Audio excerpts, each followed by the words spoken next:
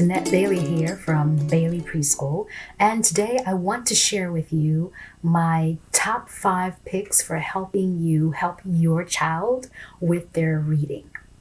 So whether your child is a preschooler or a kindergartner, whether they are doing really well or they need some help, I think these are the top tools that will help you help your child. Our children certainly need a good foundation for their reading. And I think lots of times we think there's so much that has to be done, but it can be so simple. And if you start early, the age 2.5 is quite perfect for most children, then there won't be so much anxiety in kindergarten. And as a kindergarten teacher, this always hurt me to my heart just to see the anxiety that many of the children had just because they didn't have those foundational skills. So anyone can do this. Whether you have these tools or not, you can make them, okay? So if I show you something and you don't have this or you don't know a way to get to this, you can make it yourself. So the first one is the learning alphabet game. This one is the ladybug letters, but they come in all different kinds. This one just happens to be ladybug theme. And what they have are the uppercase and lowercase letters, and what the child would have to do is find the puzzle that matches, so the uppercase and the lowercase letter that matches, in order to make the ladybug. So you see here, for example, like the letter B has the uppercase B and the lowercase b, and the uppercase C and the lowercase c. We always use the term uppercase and lowercase. You can use capital, but do also make sure you use the term capital and uppercase, lowercase, okay?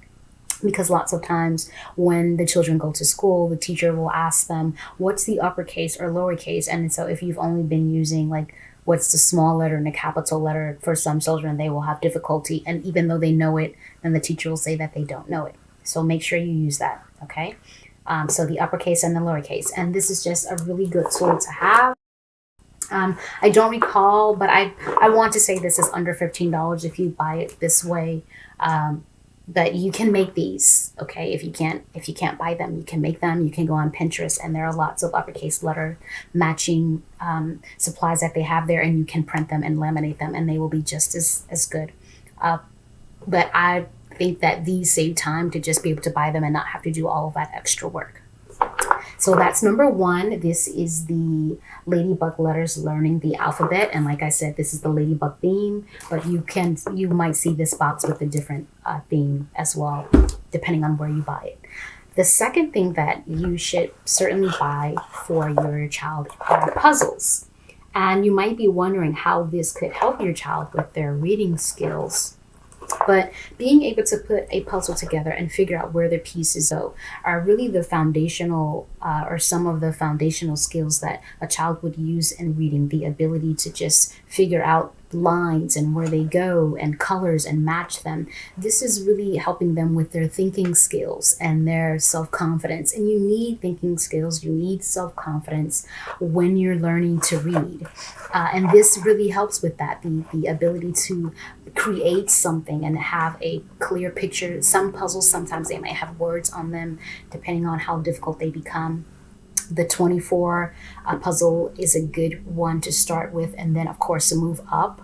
But your child needs puzzles. I hate that I don't see so many children with puzzles at home. They see them at school, but they don't see them at home. And they really need the practice at home as well. And these can be bought at the dollar store, okay? Much cheaper than printing them and making your own. The third item that I would suggest to you is one of these spell it outs. And there are different varieties of these as well, but they have words that are broken up into puzzles for your child to in order to see the picture, they would have to make the word. And I really like the ones that have, for example, the vowel sounds in them and the consonants that will make sense for their child learning to read. So for example, this would be the word, well, none of these actually would fit. But for example, the word sun, like there's one here that has the word sun. There's a picture of a sun, and then it has S-U-N. And so the child has to sound out sun.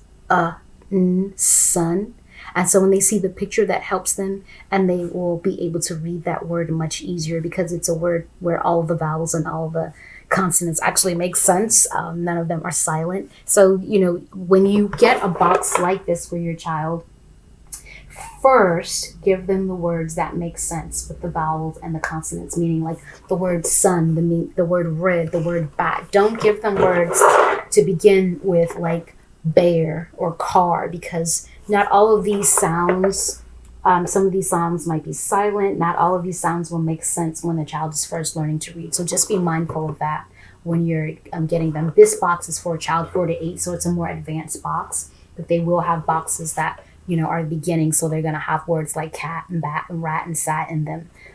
Now you can also print something like this out on Pinterest as well if you can't buy it, and you can get the words, the beginning words, and they make a picture, so it's a puzzle. They make a picture when you put them together. So it's just going to help them with their phonics and sounding out the words, and again, gaining confidence that they can read, because confidence is a very big part of reading. The fourth item that I'm going to suggest is one of these Match It ABCs, and these are in so many stores, but again, if you cannot find this or you can't get this for whatever reason, you can go to Pinterest and print these types of things out where you have the picture and then the letter and the word to match. So for example, this is an owl, and then it would have the O, so the child will have to say owl, ah, or egg, and it has the word as well, and they have to match them up, and it will help them learn the phonics, help them learn the sounds, and correlate them with a picture to remind them. And this is very early. A 2-year-old, 2.5-year-old, 3-year-old can start with this and build those foundational reading skills.